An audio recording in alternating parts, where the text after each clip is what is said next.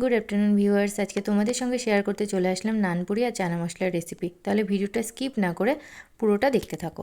ময়দাটা মাখার জন্য এখানে আমি উষ্ণ গরম জল নিয়ে নিয়েছি। একটা বাটিতে উষ্ণ গরম জলের মধ্যে 1.5 চামচ মতো চিনি আর 1.5 চামচ মতো ইস্ট ভালো করে মিক্সড করে নিয়েছি। আর নিয়েছি একটা মিডিয়াম সাইজের বাটির হাফ বাটি মতো টক দই আর একটা ডিম। এবার স্বাদ মতো লবণ দিয়ে একটা ডিম আর আগে থেকে তৈরি করে রাখা ইস্ট আর চিনির জলটা অল্প অল্প পরিমাণ দিয়ে ময়দাটাকে ভালো করে মেখে ফেলবো। প্রায় 7-8 ঘন্টা ময়দাটা মেখে রাখলে ময়দাটা ভালো বাউন্সি হবে আর ফুলবে। ওই জন্য ময়দার ওপর থেকে তেল ব্রাশ করে একটা সুতির ন্যাকড়া দিয়ে ঢেকে প্রায় 7-8 ঘন্টা রেখে দিয়েছিলাম।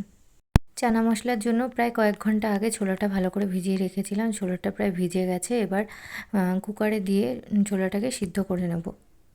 এখানে আমি আলু আর পনিরগুলোকে একদম টুকরো টুকরো শেপে কেটে নিয়েছি। আর নিয়েছি আদা, জিরে, শুকনো লঙ্কা আর কাসুরি মেথি পাতা। আজকে চানাটা আমি একদম নিরামিষভাবে রান্না করব। জিরে, আদা, শুকনো লঙ্কা আর একটা টমেটো ভালো করে বেটে নিয়েছি। এবার কড়াইয়ে তেল দিয়ে পনিরগুলোকে ভালো করে ভেজে নেব। পনিরগুলো এমনভাবে ভাজবো যে খুব লালও হবে না, আবার একদম সাদাও থাকবে না। এবার তেলের মধ্যে জিরে আর শুকনো লঙ্কা ফোড়ন দিয়ে টুকরো করে রাখা আলুগুলো তেলের মধ্যে দিয়ে ভালো করে ভেজে নেব। আলুগুলোকে একটু লাল লাল করে ভেজে নেব। তার আগে বলো তোমরা কে কে চানা মশলা ভালো খাও। আলুগুলো মোটামুটি ভাজা হলে স্বাদ মতো লবণ আর হলুদ আলুর মধ্যে দিয়ে আবারও একটু নাড়িয়ে চাড়িয়ে নেব। বেশি আগে লবণ হলুদ দিলে তাহলে আলুটার থেকে জল ছেড়ে যায়, ভাজতে একটু দেরি হয়। ওই জন্য মোটামুটি একটু ভাজা হলে তারপর লবণ আর হলুদটা দিয়ে আবার একটু ভালো করে ভেজে নেব। ভাজা হয়ে গেলে আলু এর মধ্যে আগে থেকে করে রাখা মশলাটা দিয়ে দেবো। মশলাটা দিয়ে ভালো করে কিছুক্ষণ কষিয়ে নেব। দেখো তেল ছেড়ে দিয়েছে, তার মানে কষানো হয়ে গেছে। এবার আগে থেকে সিদ্ধ করে রাখা ছোলাটা মশলার মধ্যে দিয়ে আরেকটু নাড়িয়ে চাড়িয়ে পরিমাণ মতো জল দিয়ে দেবো। ঝোলটা ভালো করে ফুটে উঠলে ভেজে রাখা পনিরগুলো ঝোলের মধ্যে দিয়ে দেবো। তার আগে বলো তো কে কে পনির ভালো খাও? আমার কিন্তু পনির খেতে দারুণ লাগে। এবার দিয়ে দেবো স্বাদ মতো চিনি। মিষ্টিটা যে যেমন খাও ঠিক সে সেই পরিমাণেই দেবে। দেখো চানা মশলার কালারটা কি দারুণ এসছে। তোমরা চাইলে এটা আরও ড্রাই করতে পারো, আমি একটু ঝোল রেখেছি। এবার আমি নামানোর আগে দিয়ে দেবো এর মধ্যে কাসুরি মেথি পাতা।